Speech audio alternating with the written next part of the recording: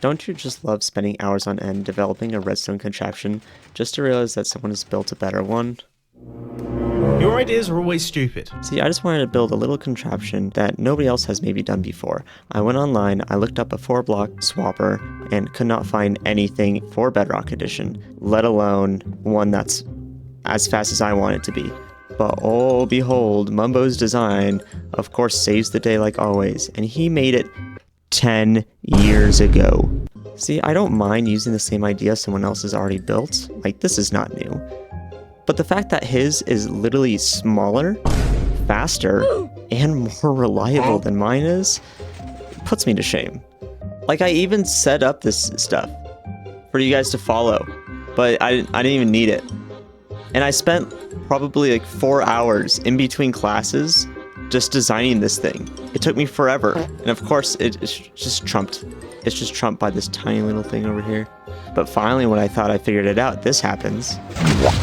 See, although Mumbo's design is pretty good by itself in Java Edition, well, it doesn't work exactly in Bedrock Edition. Although it does work, there are a few tweaks I've made that you can follow that will speed up the process and make it more reliable. That's why I took it upon myself to make my own design, inspired by his. But mine is literally his, with a twist. If you wanted to build this yourself, you'd have to go to Mumbo's video and build it from his tutorial, but there's a couple things I've tweaked to fit the Bedrock style. First of all, this block right here is going to be a target block because of redstone redirection.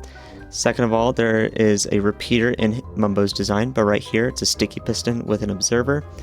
And third of all, I added this repeater right out back, which is 2 ticks, but everything else is exactly the same. So earlier I said you had to go watch Mumbo's video to follow the tutorial, but I lied. I'll have the tutorial right here. This is the material I still need, and these are the 4 items the machine is going to be swapping in between. So first of all, we're going to have our 1 sticky piston facing upwards. This is the block that's going to be flush with the floor. Second of all, we're going to have a block to the right with the regular piston on top. Same on the other side, but with an offset of 1 with the regular piston on top. Diagonal, we're going to have a sticky piston right there. We can destroy these 2 blocks. Right here, we're going to have a sticky piston with a block of redstone. Now we can have a repeater facing in that piston with 1 tick. A repeater right here with 2 ticks. A repeater right here with 4 ticks. And a repeater right there with 1 tick. We're going to have a block right there.